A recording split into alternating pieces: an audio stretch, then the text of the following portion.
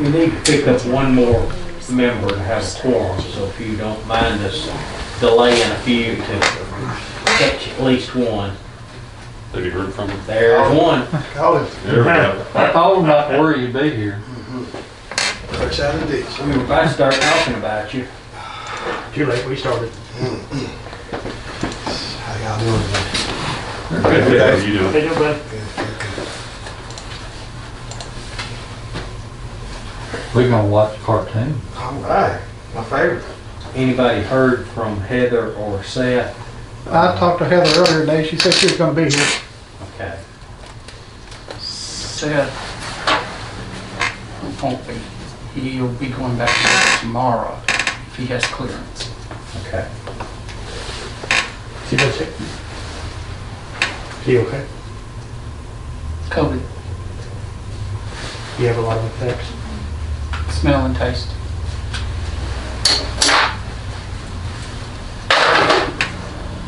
Well, we'll let Heather join us if she can arrive in a few minutes. We'll go ahead and call the meeting to order. Part of your announcement packet, you did receive minutes of the previous meeting on October the 20th. And you received an update from Robert dealing with financials as well as some budget estimates that he's been playing around with. Anybody else need an agenda? There are some.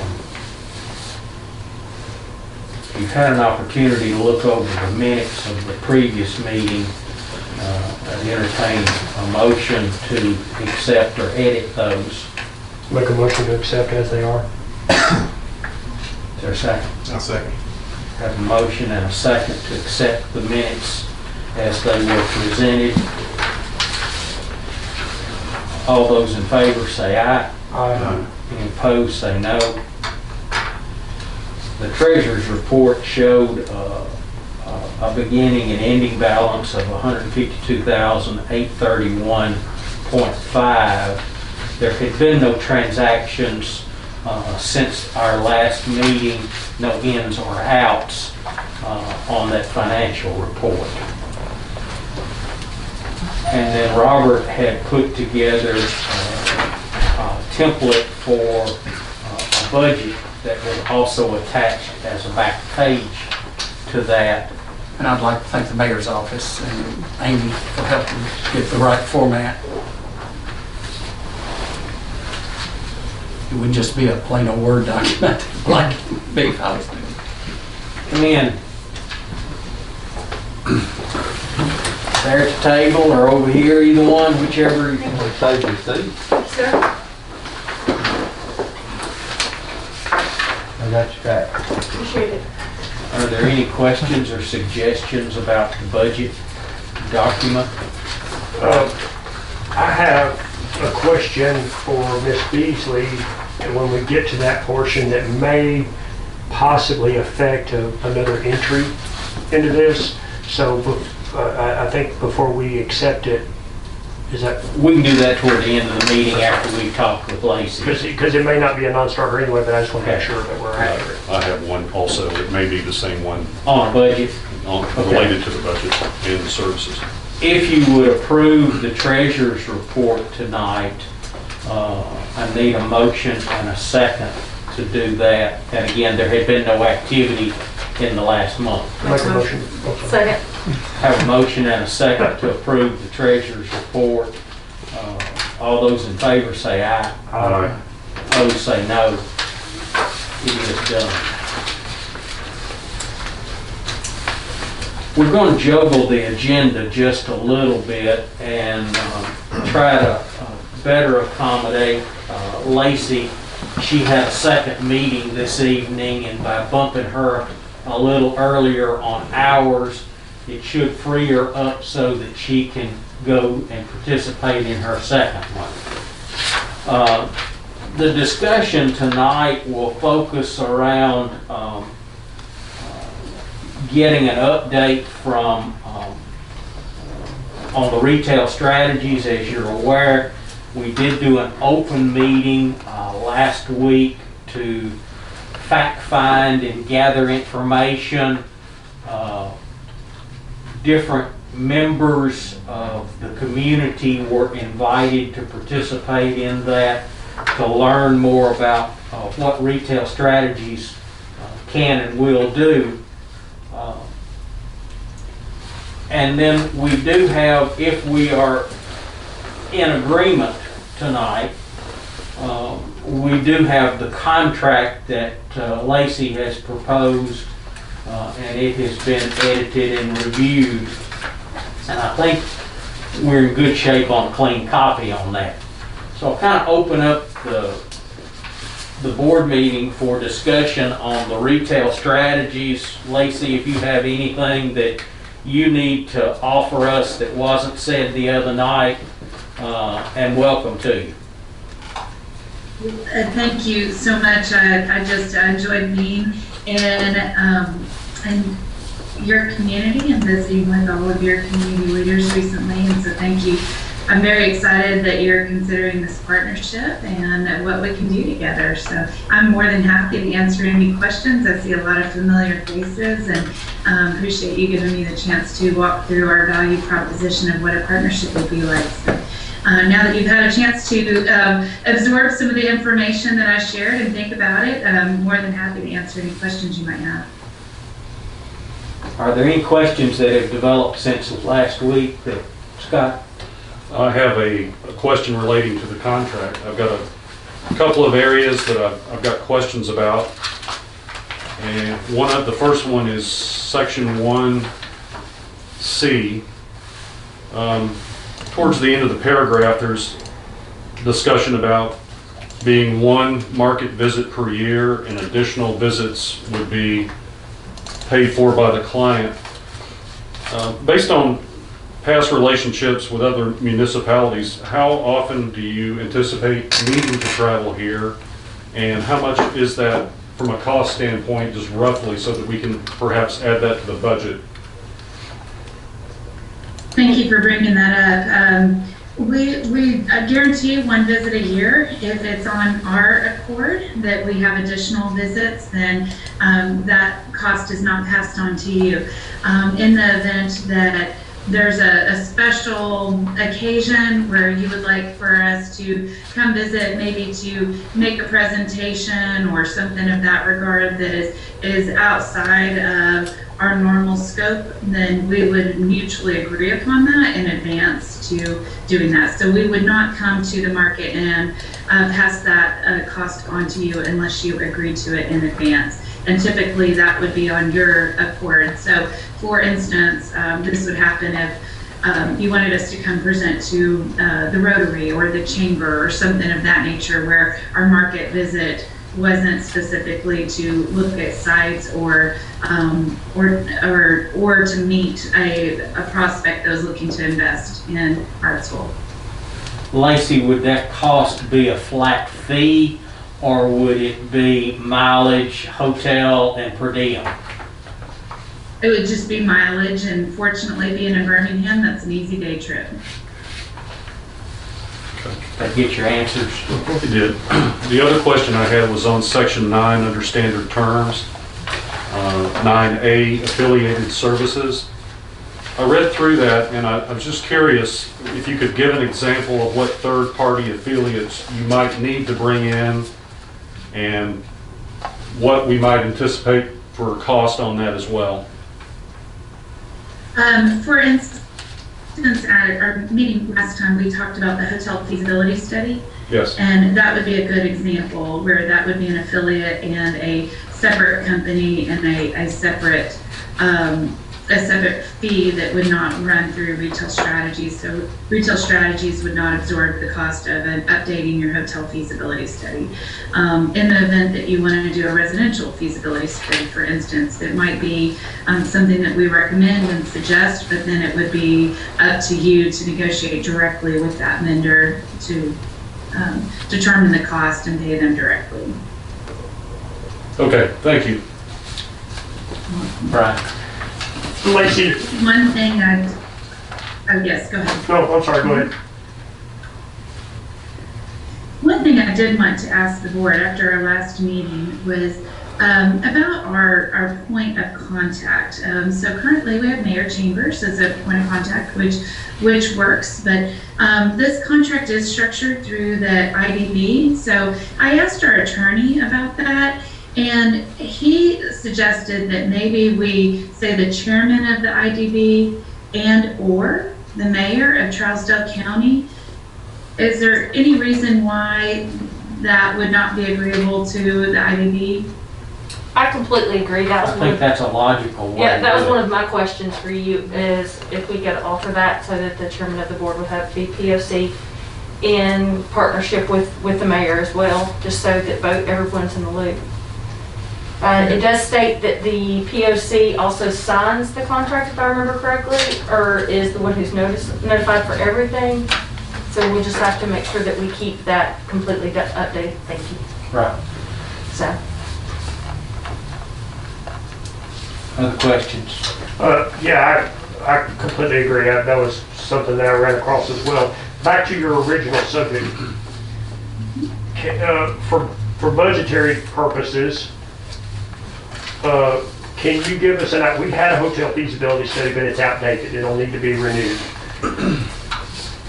Can you give us a rough idea on what that update would cost? I'm sure you've been through that. And then if we did a residential study, if you suggest so, could you give us an idea about what that expense would be?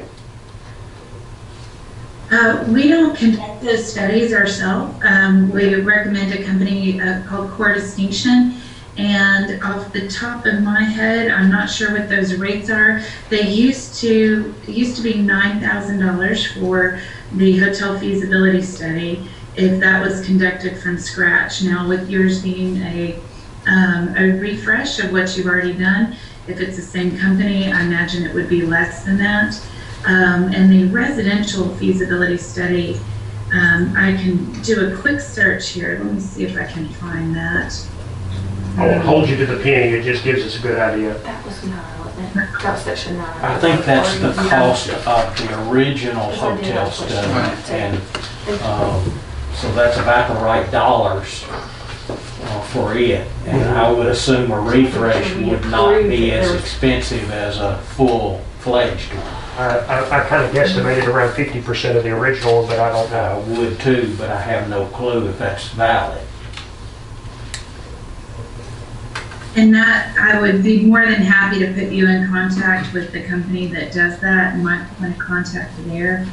But that would be separate from us. So unfortunately, I'd be speaking out of turn if I were to make a quote on their services.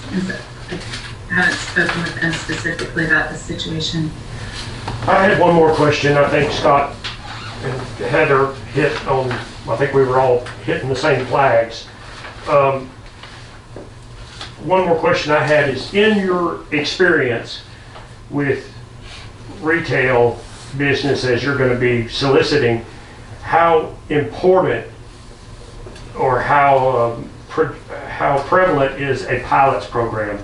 Is that something that's more for industrial, or is that something that the retail people are going to start asking for as well? Because we've never done one before, so we're currently not familiar with it or structured for it, so we just need to know how quickly we need to get on the stick if that's going to be a problem.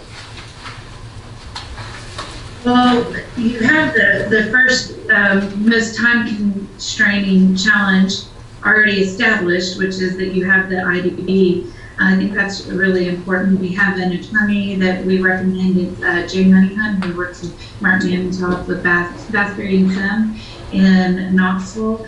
And that's a great firm to structure pilots. It will be on very situational based on the project. So what we would do in that case is we would do an economic impact analysis and look at what that new retailer would bring in sales tax and jobs and property tax. And then we would look at what the developer, it's typically the developer that is going after the pilot, what they're asking. We'd ask the developer to share a pro forma with us to make sure that their costs are in line with what we know the costs are for development and the rent rate they could expect to receive from the retailer. And we would make a recommendation from there. To structure that pilot with an attorney would be a separate agreement that you would make with the attorney and structure. But what we can do is help walk you through whether it's a reasonable ask or not and the steps moving forward. What I would recommend is that you wait till you have a live project on the hook and interest, and then move forward on the pilot from that point, not to structure it in advance of having a live lead. I guess that was my next question is there anything that we should do in preparation so we don't have such a lengthy task ahead of us that we lose a hot prospect? I think that having the IDB already in place is key. If you wanted to establish a retail incentives policy, then I can send you the language for that as a template. And that basically is a policy that you would adopt as an IDB that would include an application. And in the event that anybody wanted to apply for a pilot, then they would just have a process to go through you for that. And what that does is it helps for anybody that has a perceived sense of fairness about who you're allocating a pilot to or who you might not. If there's a process in place, it might help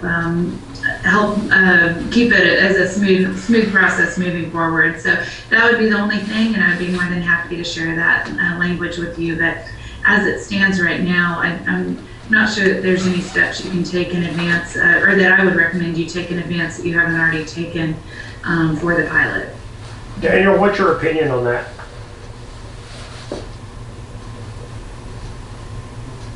Industrial is different from retail.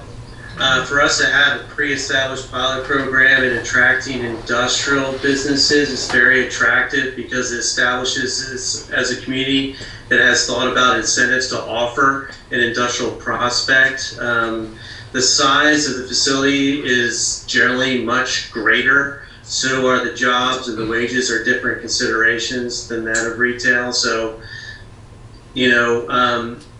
we've designed the pilot with 5 to 6 other communities in mind and compared them, and it looks like what has been conceptualized is competitive to what other communities are currently offering as far as industrial is concerned. I would also say that TIFs tend to be a little bit more, they're used a little bit more when it comes to retail, and that would potentially involve developing a TIF development district for the community, and that is something, that is a conversation that would be best had with an attorney, much like the one that Lacey had recommended from Bassberry Sims. I think he's kind of like the godfather of using TIFs and TIF development districts. Correct me if I'm wrong, Lacey, but that's absolutely right. And Dan, you identified exactly the right thing when you talked about the size of the project and the difference of the prospect and investment that you're attracting. Well, that's where retail varies slightly. Mm-hmm. In Cookville, for instance, we used a TIF pilot hybrid on the shops at Eagle Point. Some cases a pilot's better, and others a TIF is better, and it all depends on the project, which is why in the retail world, we tend to wait to have the developer submit a conceptual site plan, and then we can, from there, determine what's the best route to take.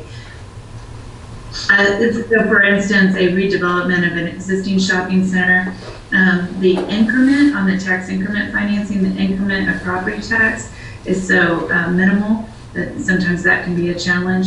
Again, on a pilot, one way that they did it in Cookville was because the property tax was actually too low to support the need of the developer, then they built it in where it was actually a higher rate as opposed to a reduced rate. So that was a really creative and interesting way. And then they passed that cost on to the retailers as a part of their triple nets in the lease. So it was fairly complicated, but pretty brilliant how they structured it. And that's why we recommend waiting until you have a live one on the hook before you move forward there. Other questions? question was posed to me a few days ago is could the IDB engage in this contract since the cost of it is above the bid threshold? So I ran that question by the mayor. I also ran the question by Brandon Beller, our county's attorney, and his insight was that because Retail Strategies is a professional services and because they are offering a unique product and a lot of what they're offering is a training component for the local side, it is extremely hard to try to put that in the form of a request for qualifications. So Brandon felt comfortable with his recommendation, and I think the mayor behind me concurred with that there are no restrictions or limitations for the IDB to engage in professional services with a company like Retail Strategies. So we're good and in the clear from that standpoint.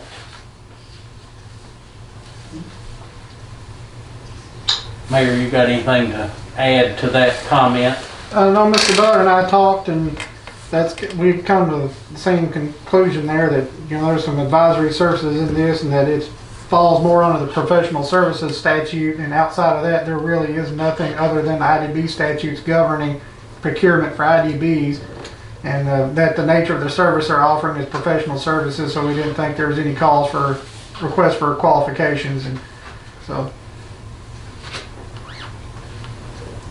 any other questions that we have regarding this? Your decision tonight would be whether or not to approve and engage in this and collaborate with Retail Strategies and sign the contract. I would like to make the motion. Brian makes a motion to approve the contract. Scott makes a second. Further discussion? All in favor say aye. Aye. Any opposed say no. It is approved. Lacey, thank you. Lacey, before you Thank you. before you Looking exit, forward to this partner. Thank you. I'm sorry, I didn't mean to interrupt you. Could you send us a revised contract with that point of contact? Would you send that maybe to the mayor? Right now. And Absolutely. and then, yeah, I guess if all that checks out, then we'll contact you in the next day or so. Okay, wonderful. Thank you very much. Y'all have a great evening, and thank you so much for your trust and commitment and investment. We're really excited to be partnering with you. I'll send over that contract right now. Thank you. Thank you. You're free to stay with us or cut us out and go to the next meeting, whatever is your option. Better transition and prepare for the next one. So thank you so much for moving me up on the agenda. I really appreciate that very much. Y'all have a great night. Thank you.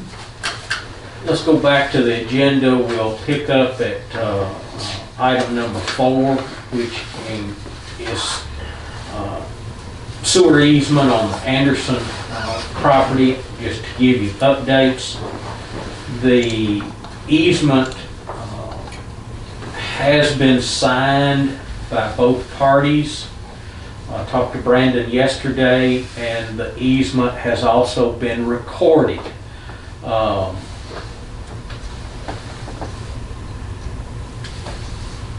We have not made the pledged payment to Old Time Express for that easement strip. So that needs to be discussed and voted on tonight. And then the cost of the line across the easement has not been dealt with yet.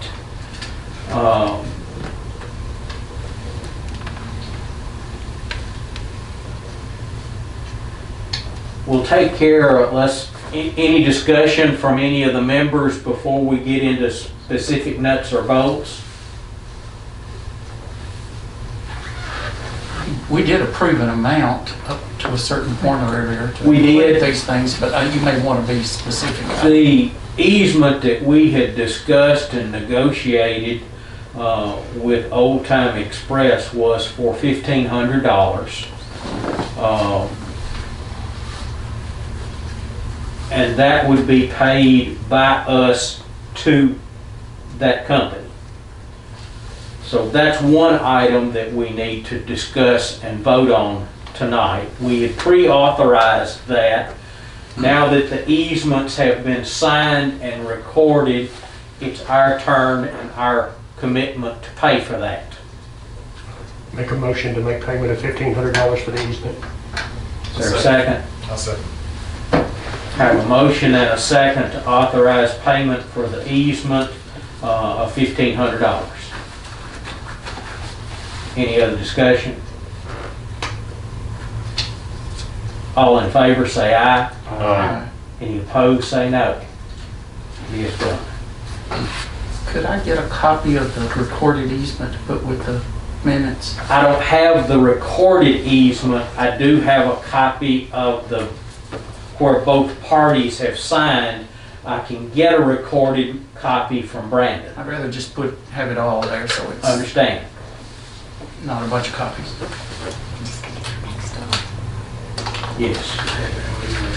Mr. Chairman, are we going to address the $20 a foot for the construction cost after he has that installed? Is he going to bill us for that? Is that your understanding? You had talked to somebody, hadn't you? I went down to the property last week. Mr. McFarland met me, and they had just installed the clean out, so we could definitively measure from the tip of the tap clean out to the property line that Mr. Carmen surveyed had marked. And Mr. McFarland got me an exact measurement of 48 feet. We had originally been quoted in early on discussions, or just not, I'm not gonna say quoted. The figure had been mentioned at $40 a foot, but that was for cutting rock. Right. And since now we're at such a small distance, because it went from about 350 or 400 feet down to 48, there's not much chance we're gonna hit rock because you're standing there looking at it, it looks like it's all dirt. I reached out to a third-party contractor and just described the situation and asked what a fair price would be for laying 48 feet of pipe in dirt, including the labor and the materials, and $20 a foot, he said, was a very average and fair price. Now, Mr. Moreland has some experience. Can you concur that that's Sounds right. accurate? So that's where I came up with that figure. Now, I do not know what Mr. Anderson's costs are, but I believe it. And we have not incurred any billing from that standpoint either, so you can let that ride to another meeting and then deal with it once you've got final figures. But that would be what your anticipation would be, a 48-foot length at approximately a cost of $20 a foot. Which would be about $960 at $20 a foot. We can reach out,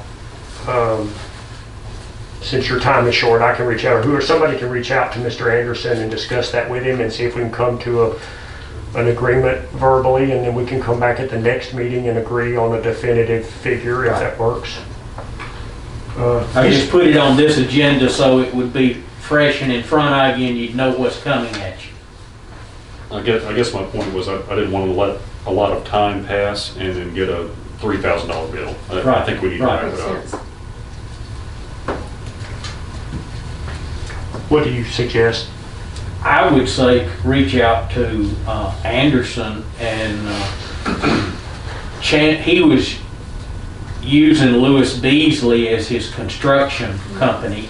I don't know whether Lewis was trenching it or whether they were subbing it out to another party, But I know last week, he was trying to get all of this wrapped up so that they could get pipe in the ground and get some sinks and toilets set in the main building. Whether, Tommy, are they set live yet? It's possible it's finished. Okay. I don't have a problem meeting with Anderson and getting that permit. Yeah, it doesn't matter. Somebody, one of us can, I can do it, you can do it, whatever is convenient. I think we need to call him because I believe Mr. Beasley is the one who did the trenching, so I don't know if it might actually be more economical if he's doing it, I don't know, but we need to discuss that with him and make sure we have an agreed price. When I was down there last week when they'd done the tap, Mr. Beasley had already run the water line all the way within a few feet of the property line in anticipation of just making that short connection to the clean out once it was in. And you're saying that connection has been made now? My understanding from the contractor that was doing it, he asked me if we had it in, and I told him yes, and he acted like he was immediately going to go and finish it. So Okay.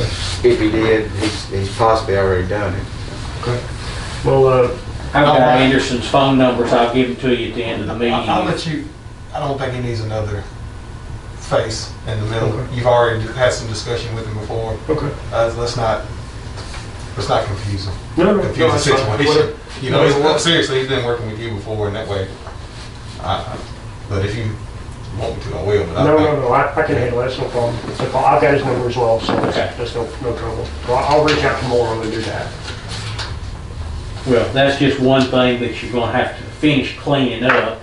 Robert, I'll get you the recorded easements, but that was at least the signed easements before Brandon took them and recorded them. So we won't make any payment on this till our next meeting?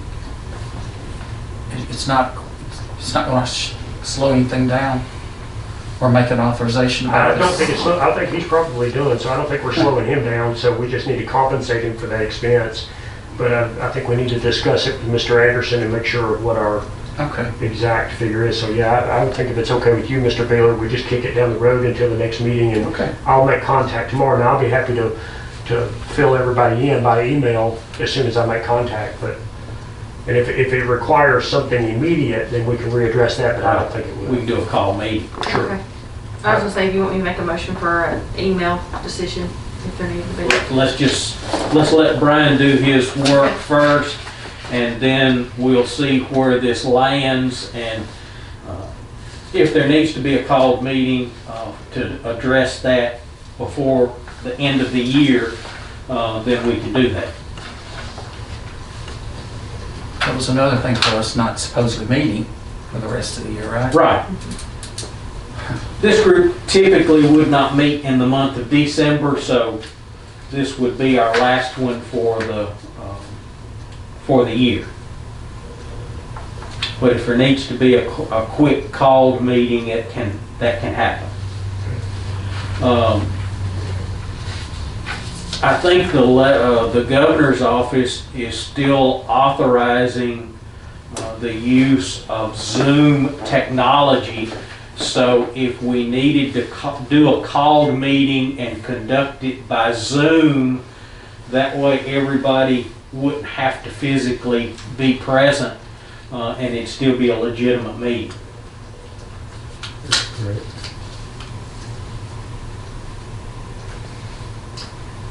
Anything else on number 4? Number 5, I had just let this be a holdover, 5 and 6.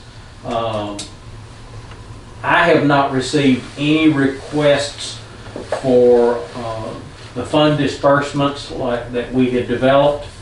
And you may want to keep it on your agenda just to deal with them if they come in, but I've not gotten anything. IDB website. Compliments. Looks good. Well, we'll still, The entire website is a We magnificent went from upgrade. nothing to a pretty fantastic one real quick. I So, think Mayor, thank you, and your staff. Is it on the county Or Yes. It's a part of the county's website there. We're one of the click on menu items. great. We've been trying to keep it up to date as far as meeting information, packets, agendas, and links to videos that we post on YouTube. We're using YouTube basically as our video format, and then just link that to the website. So that seems to be working pretty well. We do have some things we still got to add. The application for funds, we still got to add that on there, and I want to include documentation as far as the charter and then the bylaws for the IDB. Want to add those on there, and then in the future, any pilot you have on there, we'll be able to put those documents on there so people can download that, and that'll include any matrix or application for those pilots. Or in the future, if you work with Bassberry and Sims or Retail Strategies to come up with a specific pilot there, you're going to have to listen to the attorney, because there's some things they don't disclose during pilots or TIFs and all this stuff, so I would just leave that to them. As far as the pilot application that Tennessee Central's been working on, it's pretty much based on what other communities are doing, and they pretty much just have that information there, and you can download it. Now, once it's submitted, then there might be some information on there that doesn't get disclosed, but as far as just the application itself, we can post that. Mr. Chairman, can we go back to item 5 for just a second? What is the latest, and I guess Heather, I'm asking you, what is the latest from Carson Jones and Iris Field Tech? We haven't heard anything. I haven't heard a thing. He hammered me 3 or 4 times after we first developed, or while we were finally finalizing this thing, wanting it, and we finally sent it to him, and then it went silent. Okay. I haven't heard from him either. I just was hoping maybe you had. He was talking about trying to get his business up and open by the end of the year, so about now. Dwight, do you know something? I talked to him last week. They do have the fire lines installed. They're waiting for an inspection on them. And his wife's father passed, and they've been out of town a lot and tied up with his illness and things. So I do know he's had his hands full with some family matters. Now, whether that delayed him on this, I didn't get into that, but well, we forwarded the application to his email, so he should have it in his file. And the way I had left it is we kind of bounced the ball to his side of the court, and if he wanted to follow if he had any up. questions, he was more than welcome to reach out. Okay. I'll make my way out there in the next month or so. And Okay. check. I didn't mention it, didn't ask him, but I do know that he had those 2 issues. Thank you.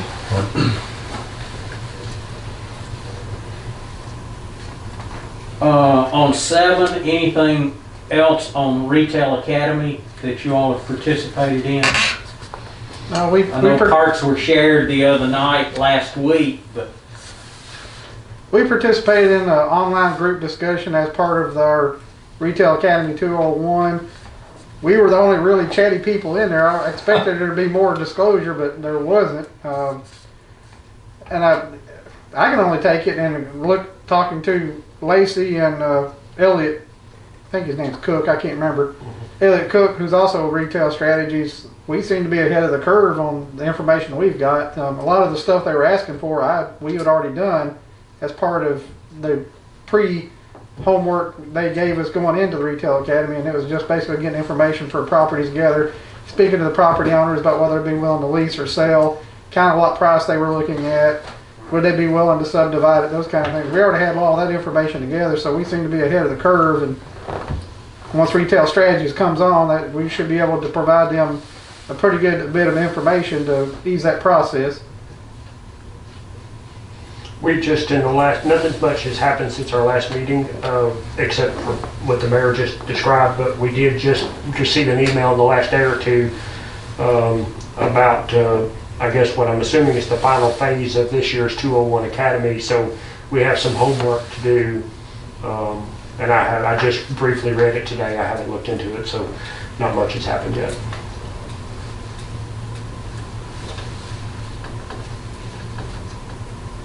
Next, we'll jump to number 9, and Dan, this may be part of your input, discussion on the industrial pilot that we had worked on about getting one, the print copy revised.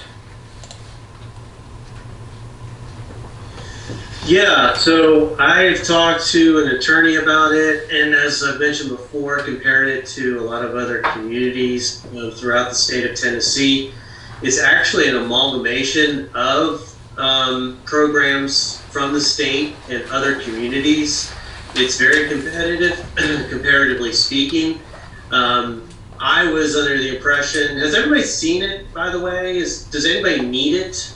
Well, we were given copies a few months ago, but I thought where we were going to leave that was in your capable hands to see if it needed to be edited and updated. We have, as a board, have never voted it into action. So yeah, so based on my research, it looks great. It's very, very thorough. Everything is very clearly outlined. There is a detailed application process involved with it. And like I mentioned, compared to the other communities that I looked at, it's very competitive. So does it need further? So I did not feel that any more edits need to be done to it. Okay, that was my question. Then what you may need to do as a board would be to revisit this at a following meeting if there are no further edits, and vote it in place. Mayor, does this also need to be voted upon by the commission since it will involve deferment of tax payments? Yeah, I think looking at a Attorney General's report, there was 2 scenarios. One of them is that it wouldn't have to be, but I think the scenario we're looking at, it has to be approved by the IDB, then go to the Budget and Finance, be approved there, then go to County Commission and be approved. Then we can use that pilot program going forward. In a nutshell, what this did was the property would be in the name of the IDB for a period of time, and payments would be made in lieu of taxes,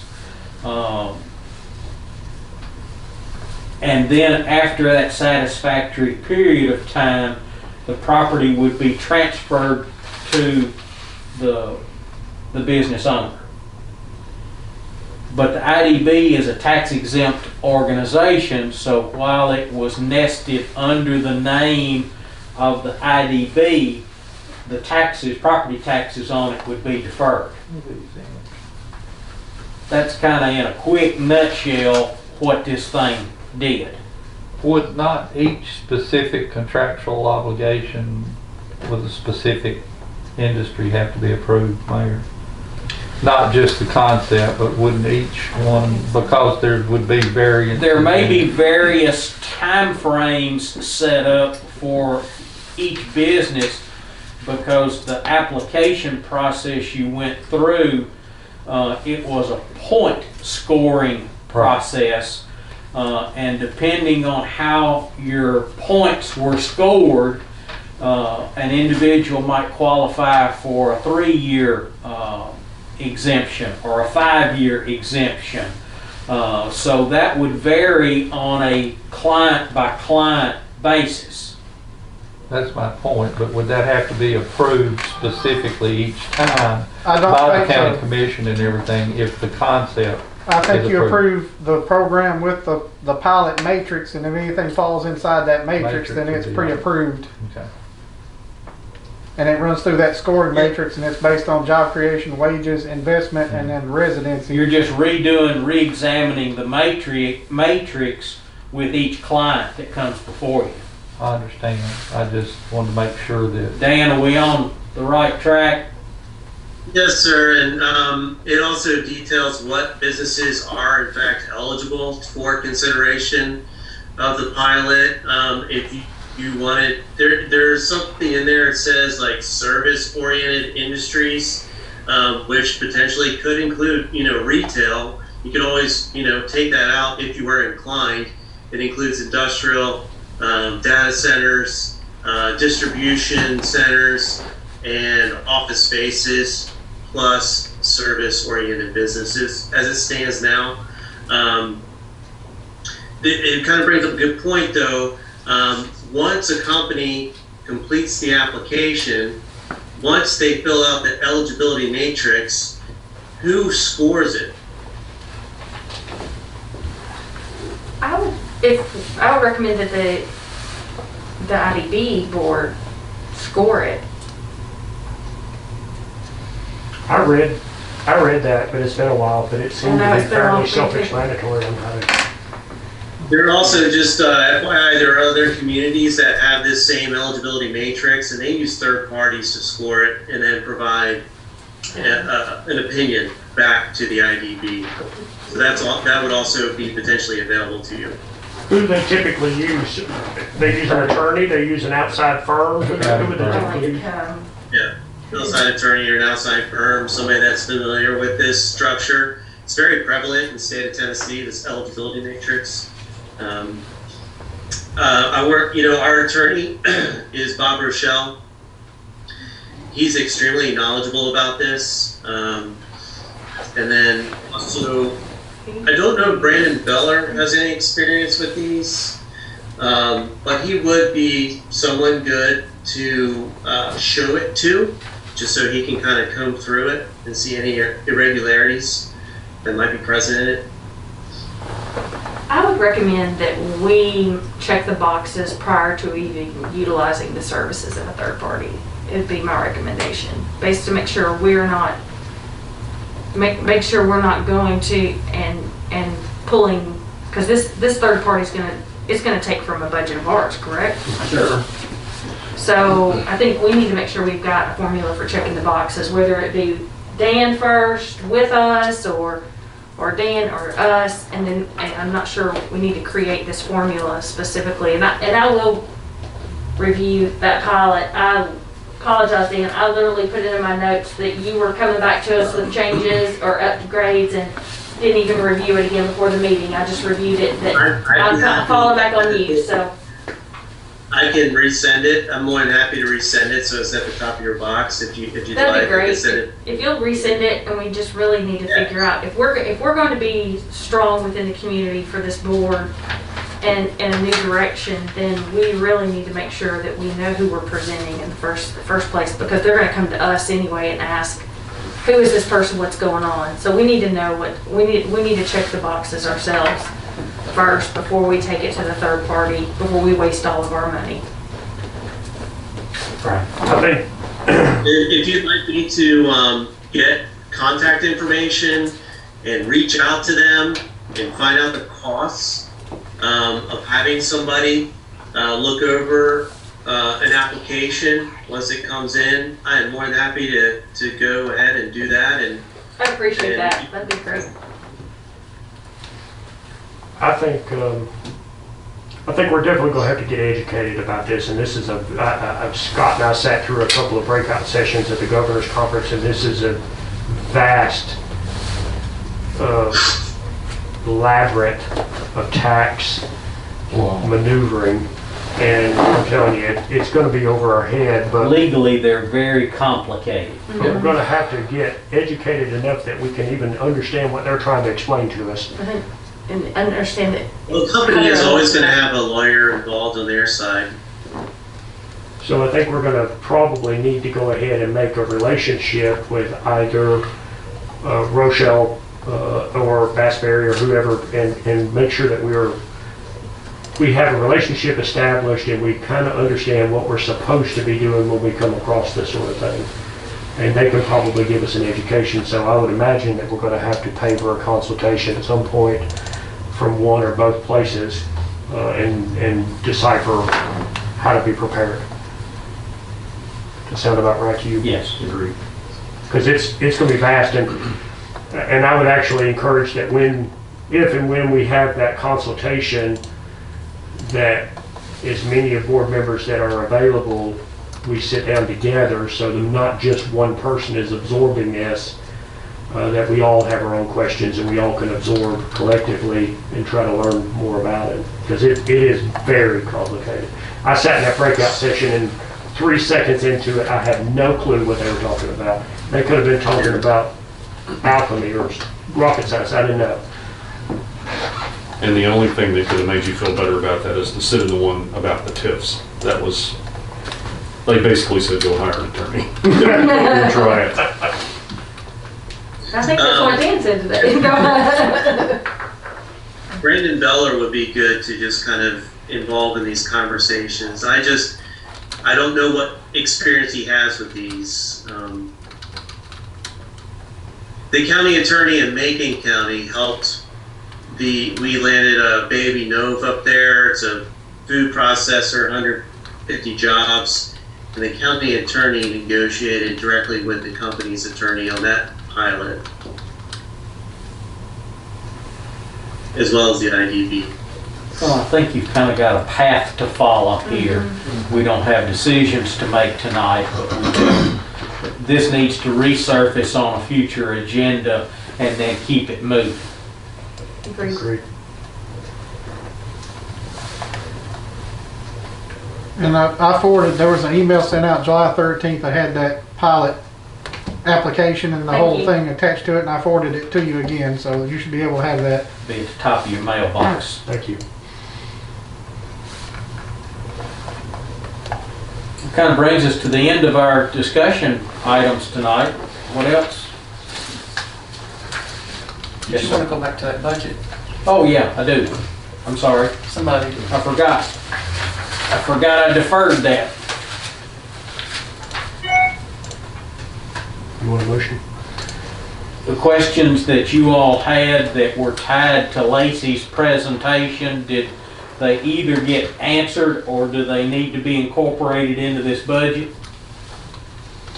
I feel like we need to kick this down the road to the next meeting and we get a little bit more information on the residential study.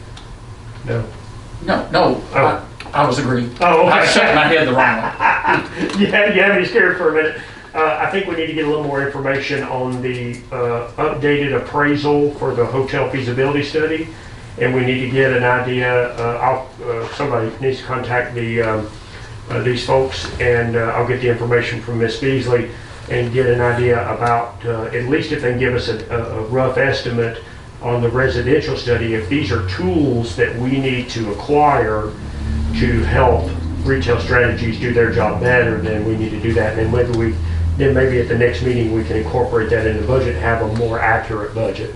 You can amend this budget as it goes forward. It's kind of a living document. It's not meant to be etched in stone tonight and never changed. Okay. It's as easily as a line item change or Yes. adding a line item. It just takes a vote of the body. With us not meeting in December, I might see if, with us not planning to meet in December, if we hold off the budget from being voted on tonight, will that delay us any with the next steps with retail strategies? You could go ahead and vote the budget tonight, and then if it needs to be, have line items adjustments in January or later, they can be done at that time. I would suggest you go ahead and kind of approve your base document now.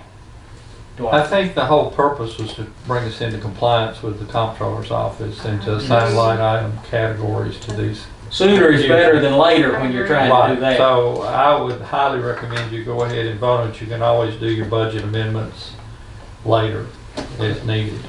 I'll make a motion that we accept the budget as presented. Second. Have a motion and a second to approve the budget. Any other discussions?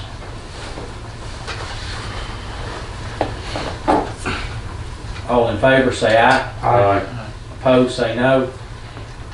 It is done. Mr. Chairman, can I add just Yes, one sir. point of clarification on it? Natalie Knudsen with the Chamber is the one that organized the hotel study previously. She has a contact with Core Distinction, so I would advise speaking with her and she could get you in contact with them. And I think it was about 50% of the original cost is what they were quoted at the time, but that's 2 or 3 years ago, so I'm not sure if that's changed, but I would just advise contacting Miss Knudsen. I think she's been staying in contact with them. If I remember correctly, and that stuck in my head, the 50% figure, that we had paid somewhere in the neighborhood of $6,000 or $7,000 for the I think original. it's 7,500. So it'd probably be $3,500, $4,000 roughly, so we can get a. And wasn't there some discussion that the Economic Development Committee might cover the funds for this refresh study? Yeah, it was originally paid for through the county's economic development funds they set aside. So I would just assume if it's going to be done, that it would be done that same route. It was never done under the IDB before. It was always done under the county. Right. And that might be good to get that study refreshed as you're going into the retail strategies. As we were ramping up towards this goal that we've been working for a year or more, in one of our economic development meetings, we did actually address that possibility. And while there was not a motion or a vote, I did get favorable comments that they would like to participate in these efforts to secure more retail and would very possibly consider helping these expenses with those updates. So now that we've kind of pulled the trigger on retail strategies, then that would probably be the next thing, is to go before economic development once we get some more information and see if they would consider helping us with that. Other items for tonight's discussion? Yes, sir. Well, I sort of heard through the grapevine that you were stepping down. I don't know when you plan to step down, and Your information is accurate. beyond that, I guess my question is, when does your term expire, and does the vice chair assume your spot through the end of that term? Yes. Okay, so I gave the mayor, in a letter I sent to him, an end of November resignation point, thinking that if he had replacements in mind, he could present them at the November commission meeting, and then there could be a relatively smooth, full membership to this body. But I think the logistics, Scott, would be, in my absence, for whatever reason, the vice chair would step up to the plate and conduct your meeting to meeting. This group normally elects new officers at the beginning of a calendar year. So January, it would be time to set the officers for 2021. And we've been doing that on a calendar by calendar year basis. Our offices have been running just 1 year at a time. And we would elect a chair, a vice, and a combination secretary treasurer. Those 3 offices would be elected in January. So if Brian would, in my absence, if he would step up and run things and conduct things, that gets you to January, and then this body hopefully will be fully configured by then, and you can move on. okay. Thank you for that. And I'll still be around if I've got any input to offer that you need. And I've got a pretty extensive file that I'll pass along to you that you might find helpful with some historical stuff in it. And I've tried to keep a lot of it on my computer, so I'll just get a flash drive and copy those files. Well, your wisdom and experience will be missed. Thank you. Yeah, very much so. Really appreciate all the insights and wisdom you presented to this board, Mr. Bueller. Thank you, Dan. Although the period may be brief, I'm happy to assume your responsibilities until the re-election, and they're very large shoes to fill, so we will surely miss you. Anything else tonight? Make a motion to adjourn. Have a motion to adjourn. Second. We will meet, this body would meet again in January on the 19th, unless something comes up that justifies a called meeting in December. We'll get with you at your convenience and get you to give you a crash course.